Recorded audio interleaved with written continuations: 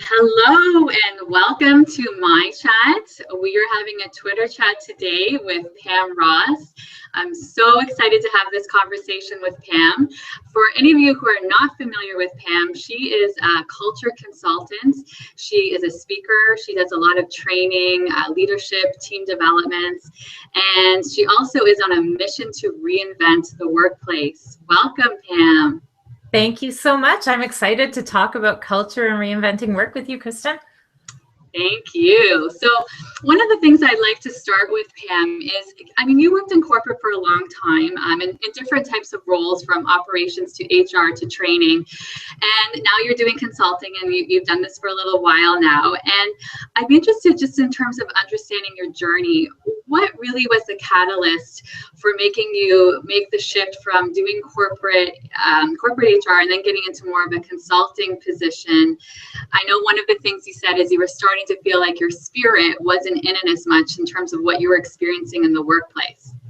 Yes. And I think, like I often say, I woke up at some point and realized, that work sucks and it shouldn't. And I really felt like kind of a part of my soul was kind of leaving me every single day. And for me, I think that a lot of people are starting to feel this a little bit in the workplace lately. And I've heard, complaints about, work is too corporate, or, it's soul sucking, and those kinds of things come up so often. For me, there was a few things going on. One was that I felt like a values misalignment. So, I was working for an organization that was certainly had struggled a bit through the recession, as many companies had. The focus became much more on profit, less on the customer, less on some of the things that really drove me to do my work. I was working an insane number of hours. They say, I think the Center for Creative Leadership did a study a couple of years ago, and they found that if you have a smartphone, you're working an average of 72 hours per week. And, certainly some of us are working more than that, I think. And I was feeling, in the place that I worked, there was a badge of honor for being busy and for not being able to take vacation, or for being at work late or at work early. And there was this whole kind of value placed on the time that you were in your seat at work. And people were disengaged. Everyone was very driven because there was, a high emphasis on results and, again, that time at work. But work didn't feel meaningful. And, the culture was more focused on things that weren't as meaningful or important to me. And so when I woke up and I realized that work sucks, I thought, I'm like, wow, I'm spending so much of my time at work. It's, more than half of my waking time is spent at work. And I don't want that time to suck. I want to enjoy what I'm doing. I want to enjoy the people I work with. I want to feel like I'm making a difference at work. So for me, that was when it was really time to call it quits and start my own business. Awesome. So, some of the work that you're doing, and you always are creating so much wonderful content and so many really, really great ideas. And one of the things that you were talking about is that a lot of companies are creating cultures of quitters. So definitely, we know in your scenario here that you weren't going to be part of the organization anymore and you weren't buying into it. So talk to me a little bit more about what does that look like with the culture of quitters? For sure. And I know you're familiar with, and I'm sure lots of people are familiar with, the recent engagement stats. And, Gallup's engagement says that I think 30% of workers are engaged, and 20% are actively disengaged, like they're actually actively working against you pretty much in your organization, and 50% are just not engaged. And so it's kind of those bottom buckets, especially that 50% of people that are just kind of doing whatever it takes to get by. And I feel like there's this like mediocrity virus that is spreading in a lot of organizations. If you look around, there's people who are just, again, doing what it takes to get by. They're not loving what they do. They're not putting 100% into it. They're just kind of there to do the job. And, that might be okay for some people. I think that a lot of people are afraid to leave, or it's hard to get a great job. You don't know if the grass is going to be greener on the other side. So they end up staying even though they're not engaged, but they're not really doing the most that they could do. They're not liking it. They're not being their best, and they're not providing the best service to your customers or working with people as they could. And it's not good for people. Like, it's not good for the organization, and it's not good for people to feel that way every day at work. So there's this culture of, 70% of people just going to work every day, but not being fully engaged in their work. And so it's that they're quitters that are staying. So I quit. I just quit and left. As soon as I realized that, wow, like, it's going to be hard for me to keep up the passion that I have for work. When I don't feel that anymore, I had to leave. So a lot of people, though, stay, and they're not doing great things anymore. Yeah, I've heard that referred to sometimes as well as presenteeism, right? So they're there, they're in their chair, but they're not. You actually looked at sometimes even productivity. They might be at their desk for 8 hours, but not 8 hours of productivity on one hand in terms of getting results. But then the other piece, even when they are there, I mean, what a loss, right? I mean, if you think about the number of hours people are spending at their job, to have no passion, to not really want to be there, to not be excited by the work, it's a lose-lose for both the organization and the person, right? Yeah. It's just, it's really sad. And for me, like, that's why my mission is to reinvent work. Like, I don't want anyone to feel that way anymore. I don't think that we have to feel like work sucks every day. I think it's sad that so many of us are living our lives every day and spending 8 to 10 hours in doing something that we're not loving, or feeling undervalued, or that what we do isn't meaningful. So yeah, it's so important. So, of course, the first thing people are going to ask is, that sounds awesome. So what can we do as an organization to start to make changes so that we don't have this presenteeism, and that so that people are getting an opportunity to do work that really they're passionate about, that they're happy, and that they get to thrive? Mm-hmm. Yeah, good question. It's always the how.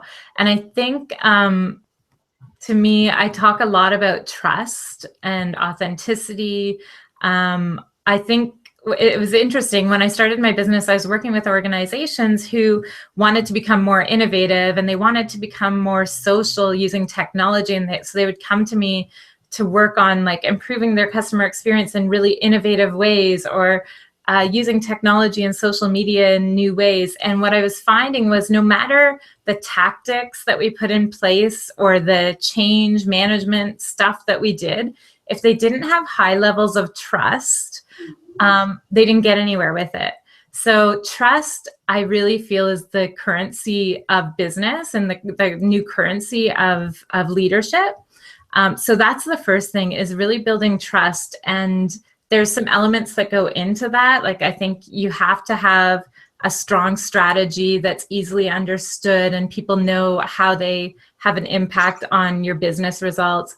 I think you have to have a level of what I call authentic humanity. And I know you and I have talked about that principle in particular before, which, it's a level of being able to be your whole self at work, and feeling connected to the people at work, connected to the values of your workplace, connected to the community, and feeling like it's meaningful. So that authenticity allows people to bring their whole selves to work, and to trust that that's not a bad thing, that they don't have to hide part of themselves when they're coming into the workplace. There's also, in building trust, a level of accountability and autonomy. And so models like ROWE, Results Only Work Environment, I think is a great way of, it's a complete balance, and 100% accountable, 100% autonomous. So when you're doing that, you're trusting people to get the results. You're trusting them to figure out their own time. They're trusting you that if they do that with good intention and get the results, that they're going to continue working there and have a great time doing it. Sorry, I talked about strategy. I talked about authenticity and authentic humanity. I talked about individual leadership. And the other piece is transparency. That helps to build trust too. And in today's world with social media and the ability to kind of peek behind the curtain in organizations, that transparency is going to happen whether you're encouraging it or not. So it's so important when you're building trust. So do you think from your standpoint, because one of the pieces I think really is important in what you're saying is that in some organizations, this will really be a big culture shift. So that if there are people, and we think of leaders who just don't buy into it, that they don't want to do this, that they don't want to be transparent and have the accountability, that organizations really need to take a stand and say, well, if you're not going to embrace this new culture, then unfortunately you won't be perhaps working with this organization. Do you think it's important they take that kind of stance? I think that there probably are some leaders who just, that's not going to be comfortable for them. They're not going to be able to do that. And, we're seeing like Zappos is a great example of this. So they've moved to a holacratic work environment, which has a lot more autonomy within the workplace. And Tony Hsieh, their CEO, has said, if you're not 100% on board with this, then this isn't the place for you.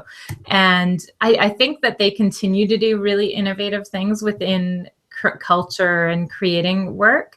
I think sometimes you have to change the leader instead of the way they're leading, because that is too much of a stretch. I think there's some things that you can try to do to help them get there.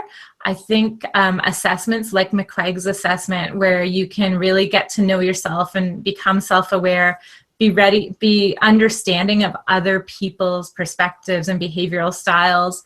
I think that's an initial step. And sometimes you can start to see light bulbs go off, and there's people that can actually realize it and get there. So I think that you can do some things at the beginning to try to help change behavior. And then there's going to be some leaders that maybe just won't ever get there, that, if you really want to build a high trust, highly agile environment, you're going to have to change leaders. Yeah, that makes sense. And that was one of the things I was going to ask you about, how do you help those leaders become more self-aware? And then the other piece that you were mentioning too, to maybe talk to me a little bit more about this, because I think this is huge, that those leaders need to be a little bit more self-aware and understand how they're impacting people around them, how they're impacting the team. But the other piece is some accountability for that leader around understanding their employees and what their unique motivations are, and understanding each individual has unique needs. Do you want to talk a little bit more about that? Yeah, that's a really great point. I mean, anything from the way they're recognized to the hours they want to work to how, the types of projects or the type of work that they're going to be best at is different for everyone. Plus, there's been some interesting work done around bringing some of the things that we're missing in life into the workplace for people. Google, of course, is a great example of this. So they ask people, like, what do you need at your workstation to help you be at your best? And, if it means, I don't know, a treadmill desk or whatever, then maybe that's what you get, right? So they're really targeting individual needs. Click Health, which is a company based in Toronto, they found that people were working a lot of hours, and there was some kind of disengagement with that. So when they dug into it deeper, though, they found that what people were missing were some of the things that they weren't getting a chance to do. Like, oh my gosh, like I don't have time to go to the dry cleaners. I don't have time to cook a meal. Or pack a lunch or get my lawn mowed or whatever it is. So instead of completely revolutionizing everything. They brought in concierges that can take care of the little things for you that you don't have time to do, and that drove engagement. So it's like figuring out what people are unhappy with, what they're happy with, and tailoring it to them. A little tweak in the way we manage work can make a difference. So for example, if you're managing a project and you're, doling out duties and responsibilities to people, instead of just doing it by their job title or their job description, ask them, what would you really want to take on in this project? What would you feel really passionate about? And what do you think you're best at? And, start thinking about, there might be a different way to actually manage a project and give people a chance to learn something new, perhaps work at something they're passionate at, and get the best out of them. So really just understanding what motivates your people and what they want to do can help drive engagement a lot. And I think it has a huge impact on that connection and building the relationship as well, right? I think one of the terms you even talk about it around the authentic humanity, and that's one of the things I'm passionate about as well, is like, let's make the workplace human. And that's, we do want to connect. We're human beings. We want to connect in the workplace or outside of the workplace. And when you as a leader spend that time to have that one-on-one discussion and understand that specific individual, it is so unique, right? One person could just be like, you're going to work from home on Fridays because this happens in your life, because your husband just got a knee injury and he's going to be off for the next 3 months. Like, what a huge difference that can make, that first of all, your leaders taking an interest, because at the end of the day, personal life does affect your work life, right? It's all there's a continuum around it, right? So for them to spend that time really understanding that individual, I think it has huge impact. Absolutely. And there's little things that we've done in workshops, and some of them are stolen from, so I'm going to share an idea from Patrick Lencioni's 5 Dysfunctions of a Team, which is around asking people where they grew up, how many siblings they had, and one, I can't remember what he says, but we did it as a challenging or really memorable experience that you had as a child. And it's amazing how much we find when we're working with teams that work together every day that have no idea what country people grew up in, or that they had this really unique childhood, and how much that brings perspective-wise into the relationship, and really understanding what might be motivating that person or what means something more to them. So, it's a simple exercise, and amazing how much people learn about someone. And you'd think that they would know this stuff when they talk to them every day, but so often we're just so caught in the day-to-day tactics that we forget about work is human. Yes. Yeah, you get into that work mode that there's not, or this never comes up in conversation. So you never had an opportunity to get to know them on that level, and it really cements the connection. Yeah, absolutely. So the last thing that I would love to speak with you about, and as you know, I said to you, I could talk to you for 2 hours, because I think there's so much great stuff to go through here. But one of the things you were talking about, I think just recently, was the hierarchy of workplace reinvention, which is that based on some similarities around Maslow's hierarchy of needs?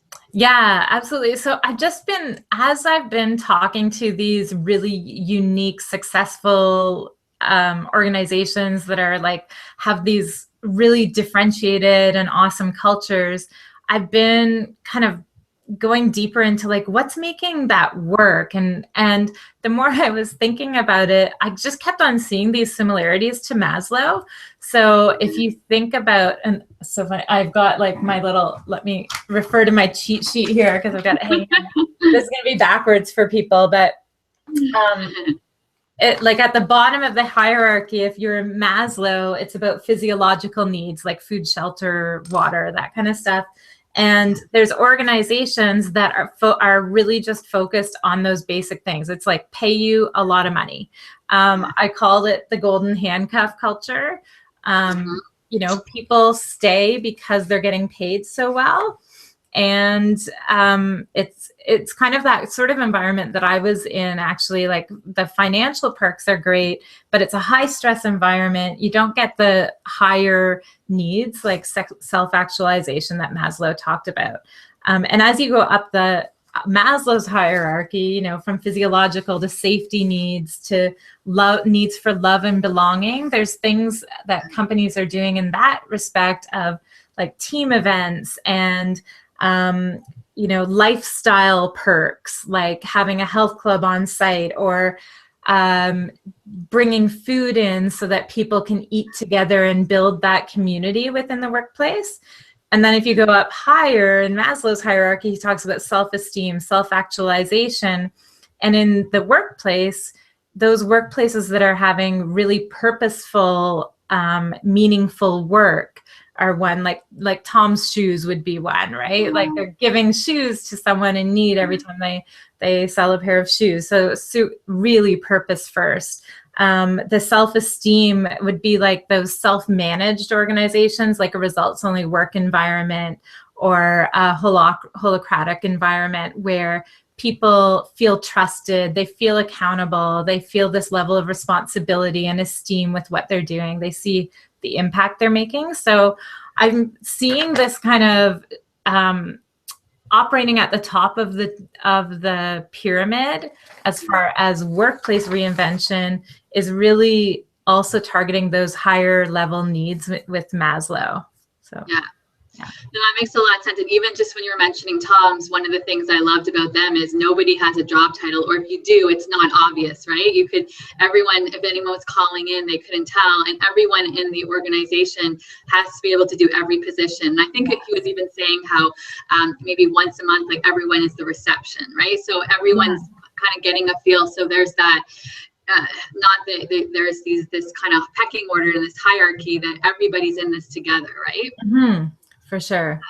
Yeah. And that's like, so it's funny because I've said, like, this was just like thoughts that I've been having over several months, and I started putting it into the hierarchy. And the more I've thought about it, these three levels kind of seem to be operating in tandem. Like, a place like Tom's Shoes or G Adventures is another one. They've got lots of the work style or the love and belonging needs of team events and, fun environment, all of those kinds of things. Plus they've got the esteem needs of autonomy within your work. Plus they've got the purpose needs.